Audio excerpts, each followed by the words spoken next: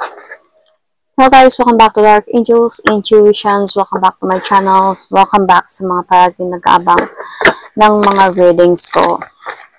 New subscribers, thank you for subscribing my channel. Welcome to my channel. So anyway, I'm going to do another general love reading. So let's see kaninong story to. Sino maka-resonate nito? This is a reading for the collectives. I'm going to do a spread. Titignan natin kaninong story to. Okay, I'm going to mention zodiac sign. May makikita ako, of course. So, let's start.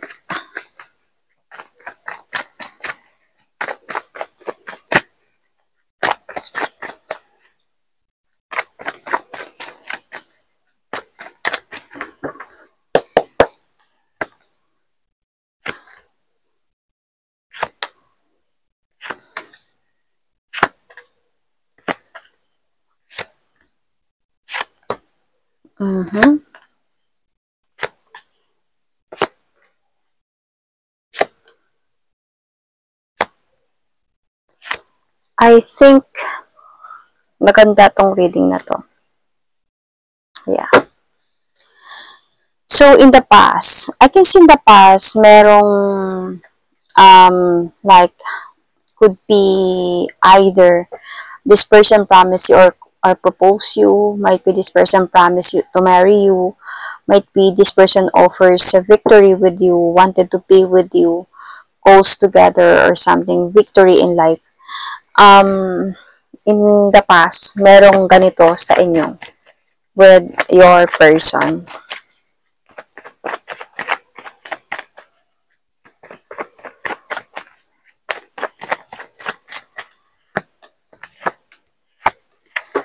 Until sa dumating sa point na parang napa-challenge yung relationship ninyo ng mga issues, could be away, hindi pagkakaunawaan, sleepless night, trust issue, and hanggang sa naghiwalay kayong dalawa, nag-break up kayong dalawa. Kasi parang puno na, parang minsan di na nakakatulog sa gabi, might be tinitignan kung ano ba yung katotohanan, bakit ganito, ano yung tinatago mo sa akin, mga ganong mga tanong na. And parang feeling ko, either ikaw to na parang nag-aantay na ng pagbabago sa person na to, or may pinag-aantay ka ng katotohanan or clarity, pero wala kang nakukuha from this person. Kasi parang feeling ko dito napapagod ka. Nakikita mo na parang this person seems like he don't care, or if he cares, parang seems like hindi siya bothered sa mga nangyayari sa relationship ninyo. So, ito yung nangyari sa past. At this present situation, parang lumalabo yung connection could be ninyo. Let's clarify.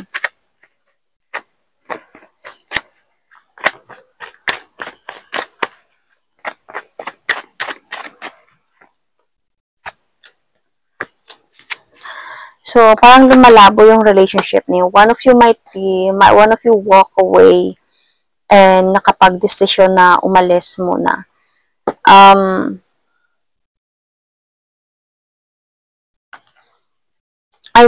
I think dito sa past pa lang meron na kayong separation, no? So, meron nang umalis dito sa relationship ninyo. So, this time parang merong parang nag-iisip ng desisyon na makipag-ayos ulit. So, parang might be this person is planning to come back to you, might be planning pa lang to come back to you, to be happy ulit, magkaayos kayo ulit. And, kasi namimiss ka niya eh. Seems like naku-confuse din siya if nangyayari ba talaga to sa inyo or hindi na. Naku-confuse din siya kung tatanggapin mo pa ba siya or hindi na. Pero plano niya this time, this present situation na bumalik sa iyo kasi pinagsisihan niya talaga yung mga nangyari sa inyo. Eh, na-realize niya din kasi na mahal mo siya. Pero nakita ko kasi dito parang may galit sa'yo sa mga nangyari. So, medyo confused siya kung may chance pa ba siya na makapasok sa buhay mo or hindi. Because umalis na siya before Nung nag-break kayo, he walk away emotionally. And this time, bumalik na naman siya para ayusin yung sa inyo. So, either ikaw din dito na confused ka kung seryoso ba tong person mo na to ngayon na sa pagbabalik niya or still the same pa din yung mangyayari before. Pero mararamdaman mo naman feeling ko itong person na to is nagpapahiwatig na siya or nagpapakita na siya ng, kumbaga, nag-effort na siya na magpapakita sa'yo ng pagbabago, okay? Not just in a way na sinasabi niya sa'yo, pero siguro nakikita mo na din, nagsisisi siya sa mga nangyayari. So, meron kang feeling na there is still a chance or hope na maayos pa din ang lahat ng sa inyo. Kasi itong person na to, yung feeling niya is mahal ka pa din talaga niya at gusto niyang maayos kayo ulit. Or gusto niya even na kumbaga mag-offer sa'yo ng love once again. Yun yung nararamdaman niya na gusto niyang magkaroon kayo ulit ng pagmamahal. Ibalik yung pagmamahalan ninyo, mag-umpisa ulit or mag-bloom ulit yung mga nararamdaman ninyo. So, ito yung gusto niya ito yung nararamdaman niya ngayon. So, ano yung positive dito sa connection ninyo? Yung may umalis at hindi nag-uusap. Yung naging cold yung connection ninyo. Bakit? Kasi na-realize niya Na-realize yung pagkakamali niya. Ikaw naman, andun ka din sa point na na-realize mo din na gusto mo din na ayusin yung life mo, ayusin yung buhay mo, mag-focus din sa buhay mo. Dito naman sa kanya, realize niya na dapat maging matured siya. Hindi niya, andun siya sa point na nagsisi nga siya. So, nagkakaroon sa kanya dito ng transformation. Parang, aayusin niya yung sarili niya. Kasi, nung time na namimiss ka niya, parang dito niya na-realize na masakit pala talaga yung nagawa niya sa'yo. Like, betrayals, yung betrayals na ginawa niya sa'yo is like, hindi pala, like, doon niya na-realize na alam niyang sobra kanyang nasaktan. Nung na-miss ka niya, dito niya na-realize na kailangan kong ayusin yung sarili ko. So, parang positive na lumabas dito yung hindi nyo, yung wala kayong communication, yung binigyan nyo ng space yung isa't isa na mag-break muna at hindi mag-usap kasi dito niya din na-realize yung pagmamahal na mahal ka pala niya. At dito niya na-realize na parang kailangan niyang to have a rebirth with you. Gusto niyang ayusin yung sa inyo ulit at mag-gain ng strength to fix the problem. No matter what. But the thing here is, alam niya din na nagalit ka. Kasi dito sa point na pinakita mo ata sa kanya yung strong ka na person. So, dito niya din na-realize na hindi ko dapat ginawa to sa kanya. Nagkakamali ako when this person realized na mahal ko pala siya. So, parang ganun. So, ano naman yung negative dito sa connection ninyo is yung judgment. So, feeling ko either judgment to sa pag-aaway ninyong dalawa, nagsasakitan kayo ng salita. Like, this is really like, pinapahiya nyo yung isa't isa. Or judgment ng ibang tao kung ano yung sinasabi nila about sa relationship ninyo. Let's see. I think sa inyo to.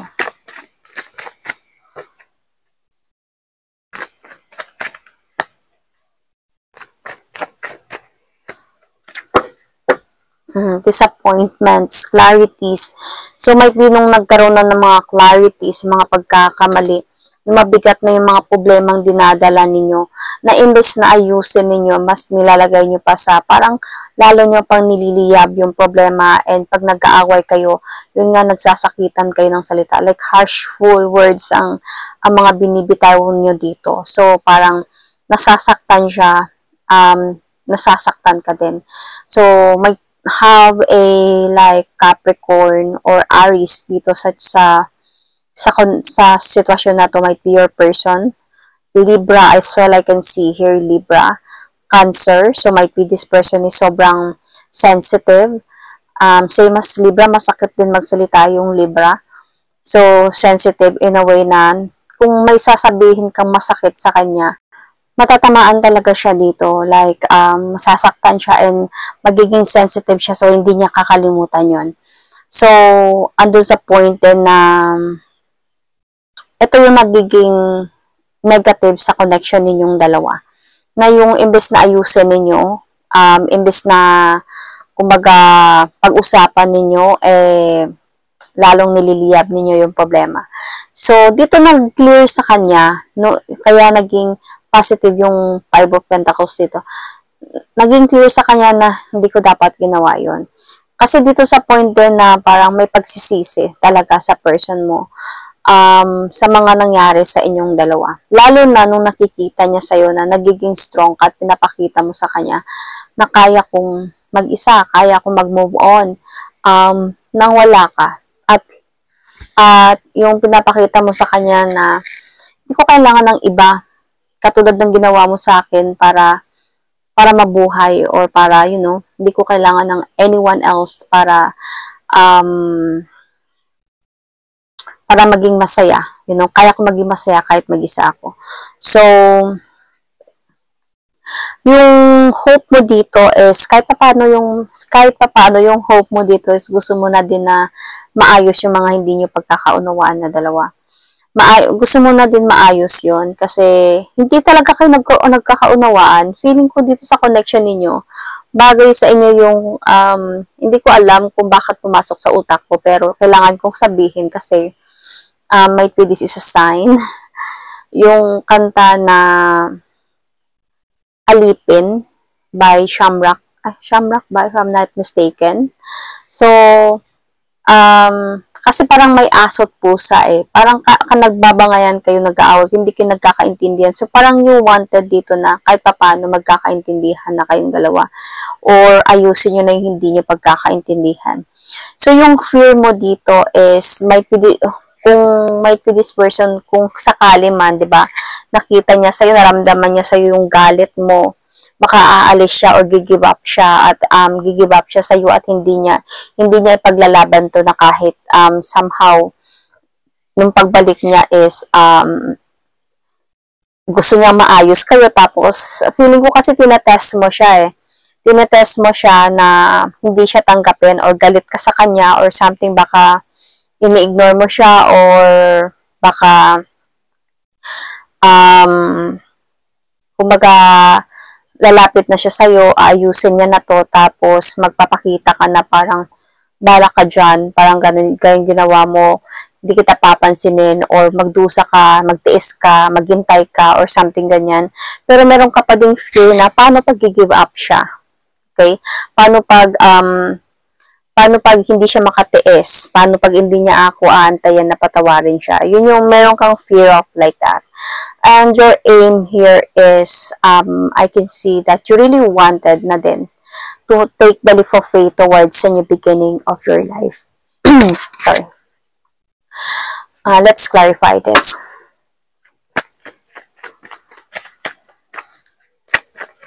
I can see also here a Leo, Taurus, Aquarius, Gemini, Pisces, Sun, Moon, Rising, Venus. Yeah, towards a new beginning with this person. Gusto mo na din, yung maayos na kayo, mag-usap na kayo ng maayos, magkaroon na kayo ng balance connection, magkaroon na kayo ng peaceful na pag-uusapan at maging peaceful na yung sitwasyon ninyo. Pero gusto mo muna talaga dito na if you were going to take the leap of faith towards this person, you wanted na parang magbago na sana talaga siya. Itong pagbabalik niya sana, hoping ka na hindi niya naulit yung mga ginawa niya, na-realize niya talaga, totoong nare-realize niya yung pagkakamali niya, at this time matured na siya to handle your relationship. Na willing na talaga siya to move forward towards with you, at itong mga effort na pinapakita niya sa'yo at yung mga sinasabi niya is totoo na talaga, na gusto niya na talaga ng pagbabalikan with you, kasi gusto niya na din na tanggapin, gusto mo na din na tanggapin siya ulit. Parang gusto mo na din na kumbaga ipaparamdam sa kanya yung pagmamahal na meron pa sa'yo. towards this person. Kasi mahal mo pa to eh. Mahal mo pa to. I don't know if may anak kayo nito pero hindi kayo married. Kasi yun yung nakita ko, wala naman ako nakitang marriage card dito eh. Or could be kung wala man, may matagal na kayo, or kung wala man, yung relationship. Kasi sa past pa lang, meron na kayong, feeling ko, may pinagsamahan na commitment na to. So, might be this is about like live-in people. Kasi, dito pa lang parang nag-offer na ng marriage eh. Meron ng mga pinag-uusapan about marriage. So, could be ganyan. Siguro hindi pa married kasi nagpo-propose pa lang siguro or something. So, ano yung i-avoid niyo dito? Of course, hindi kayo nag-uusap. So, wag niyo i-avoid yung isa't isa. Na, kumbaga, feeling ko may pride din kayo pareho dito eh. Kasi ito yung kailangan yung i-avoid. Kung gusto nyo man na mag-ayos kayong dalawa, kung gusto nyo man na magkaroon na ng new beginning, ma-rebuild nyo na yung pagmamahala, I mean, yung pagsasama ninyo ulit. Like, just maayos na kayo. Wag niyong ignorin yung isa't isa. Or example, sabihin na natin sa part mo, kasi feeling ko siya naman bumabalik na siya sa'yo. So, wag mo na lang siyang ignorin or hindi kausapin or sabihin na natin na ano na tawag doon, yung parang siguro binabara or minumura. Tapos, ini-stalk mo din. So, kailangan i-avoid mo na to and try to connect to this person na, try to communicate and try na makipag-ayos na din. However, try to forgive and to understand things that this is really happening sa mga relationship. Though, and of course, try to observe as well. Kahit kinakausap mo na siya, kahit nagkakaayos na kayo, wag naman na totally na ibigay mo na naman lahat ng trust mo. Pero kahit papano, obserbahan mo pa rin siya. Pero kahit papano, at least, nag-umpisa na kayo ng pag-uusap, inaayos na, kahit papano, nag-uumpisa na. But wag ka lang ganun na umasa talaga na hanggang sa totally na ikaw naman nakakakilala sa person mo, hanggang sa totally na hindi man mabuo, pero kahit papano, makikita mo yung pagbabago. Kasi para magkaroon na din kayo ng bagong chapter ng relationship ninyo. So, ano yung environmental factor dito is waiting. So, this person is just really waiting for a sign from you. This person is just really waiting na kung kailan kanya patawarin. Let's see. Naiintindihan ka naman niya kasi alam niya na sobra kang nasaktan before in the past. Naintindihan niya kung bakit ganito yung nararamdaman mo, kung bakit ganito yung reaction mo, kung bakit ganito yung treatment mo sa kanya. Naintindihan niya kasi sobra ka din talaga niyang sinaktan tapos. Kaya nga nagsisi siya eh. Pero willing siya. Willing talaga siya to move forward towards with you. Willing siya to have a new beginning with you. Na ayusin na yung mga nawasak sa inyo. Kasi I can see here na mahal ka talaga ng person na to. So, I can see here na mahal ka niya, willing siya even na to proceed kung ano man yung mga plano ninyo in the past. Yung marriage or something. So, meron pa din siyang feeling of like, hindi siya sure kung ano man yung, kasi syempre hindi niya hawak yung mga iniisip mo, nararamdaman mo. Meron pa din siyang feeling na hindi siya sure kung ano man yung pwedeng magkakaayos ba kayo or hindi na. Pero sa totoo lang, I can see dito sa person na to, nung nakita ka niya, na nag-move on or nung nakita ka niya. Example, ganito. May option kasi siya eh. May option siya dito. Kung sakaling makikita ka niya with someone else na, I think this person will give up. Okay? Maiintindihan niya yon pero give up siya. Pero kung makikita niya na wala ka naman, then hindi siya give up sa'yo. So, yun yung mga options siya dito. Pero willing naman talaga siya. Willing siya. Pinagsisihan niya talaga lahat ng mga nangyari. So, ano yung other people involved here? Let's see. What is other people involved sa connection nito?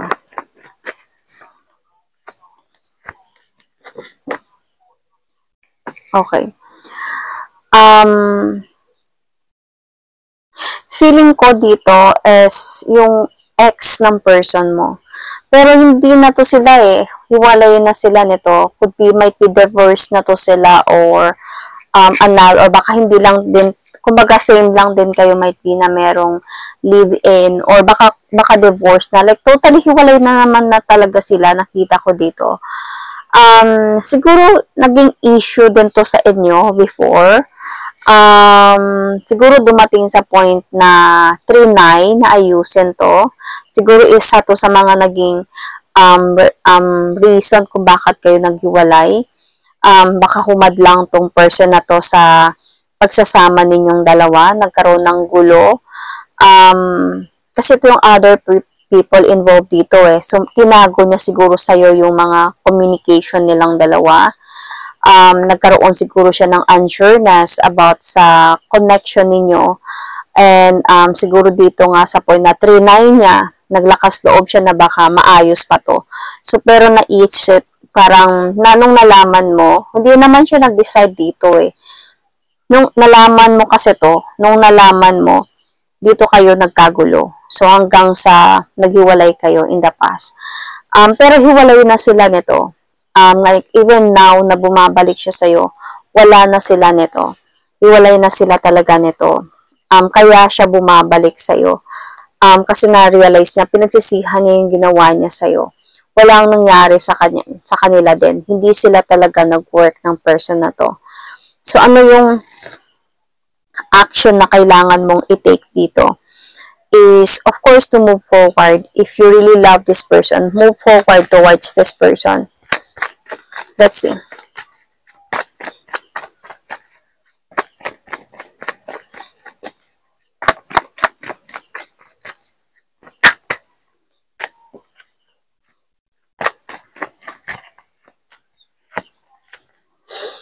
Nasa'yo yung choice, okay? Sa action dito. Nasa'yo yung choice. Andito sa point na if you're willing talaga na to come back to this person, it's safe and it's okay. Okay? Pero itong reading na to is not for everyone, okay? Sa mga makaresonate lang. Nasa yun din naman eh, mararamdaman nyo din naman yun ng sincerity ng person ninyo. Pero if makikita nyo naman na mahal nyo pa talaga tong person na to at nakikita nyo, sabi ko nga, yung willingness niya, yung sincerity niya this time, yung pagsisisi niya, na willing talaga siyang bumalik sa'yo and mahal nyo pa din siya. At kung mag-iisipin nyo na kung lalayo ka at hindi mo na siya tatanggapin, parang hindi mo kaya, then try na makipag-ayos sa kanya. Okay? Because willing naman talaga siya na makipag-ayos sa'yo. Willing siya to offer you commitment. Even yung plano ninyo, yun, nalobat ako. Even yung plano ninyo before na magpakasal or willing siya pakasalan ka or to, might be meron nang nangyaring mga ganong mga proposal, is willing pa siyang ituloy yun. So, kung andun ka din sa point na takot ka, na baka lukuhin ka niya ulit at kung sakaling feeling mo na kung mag-isa ka, kung mag-move on ka na lang, it's better para sa'yo, then yun yung gagawin mo. Kasi bakit? If this person do really love you, this person can wait for you. Okay? Hanggat nakikita niya naman sa'yo na single ka, na you are trying your best to be successful, kahit mag-isa ka, na wala kang anybody in your life, willing naman siya eh, willing siya mag-antay hanggang kung kailan ka pwede, hanggang kung kailan mo siya patawarin, hanggang kung kailan ka ready. Ang option niya naman kasi dito is kung makikita kanya masaya ka na sa iba, masakit to para sa kanya pero bibitawan ka niya. Pero kung hanggat nakikita ka niya na wala ka pang anybody, and you are just really trying to have that growth in your life, parang just trying to live, trying to be happy, trying to have your freedom, trying to be successful alone, wala kang anybody else, then willing siya to be there for you. Willing siya na mag-antay sa'yo hanggang kailan ka ready. So, ano yung hindi mo alam sa connection na to?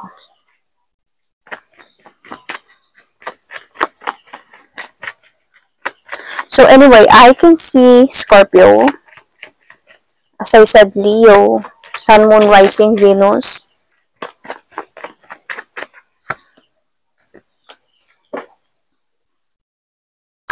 Ang hindi mo kasi alam dito, mahal ka talaga ng taong ito. Mahal ka niya.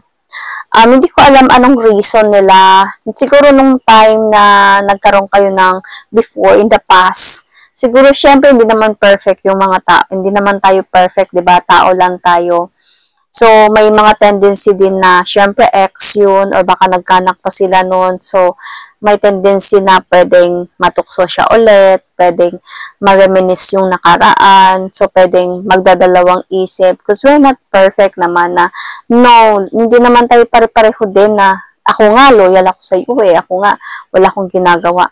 Pero hindi naman tayo pare-pareho, di ba? Hindi tayo pareho kahit magkapareho pa kayo ng zodiac sign, hindi kayo pare-pareho ng mga planets or placements. So, mag-iba-iba pa din yung ugali natin, magkaiba-iba pa din yung feelings natin, yung emotions natin. So, and of course, we are not perfect. As I said, may flows tayo. May mga times na matetest din talaga yung relationship ninyo. Hindi pwede sa relasyon na ganito na lang ka-perfect, forever perfect. Or ganito na lang kaayos na. Sa simula't simula, maayos kayo.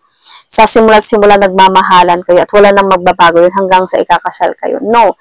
Merong magbabago. Either isa sa inyo magbabago or both of you magbabago. Dahil isa yun sa pagsubok ng relasyon ninyo. At merong papasok kumaga maglalagay sa universe sa inyo ng yan, pagsubok ninyo yun. Tingnan nga natin kung kaya nyo talaga, kung totoo talaga yung pagmamahalan ninyong dalawa. So, merong mangyayaring ganun. Nakita ko naman dito, mahal ka naman talaga ng person mo. Happy siya sa'yo. E naniniwala pa din talaga siya sa pagmamahalan ninyong dalawa. And willing talaga siya na to move forward towards you. Kasi para sa kanya, you are meant to be.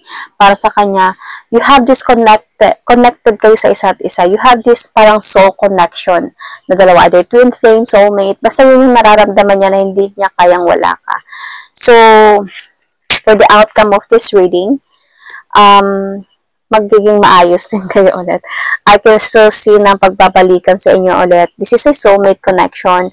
This is might be twin flame connection and a soulmate connection. Maayos at maayos pa din yung mga nawasak sa inyong dalawa. And magkakaroon pa din kayo ng balance connection na pagpag-aayos na dalawa.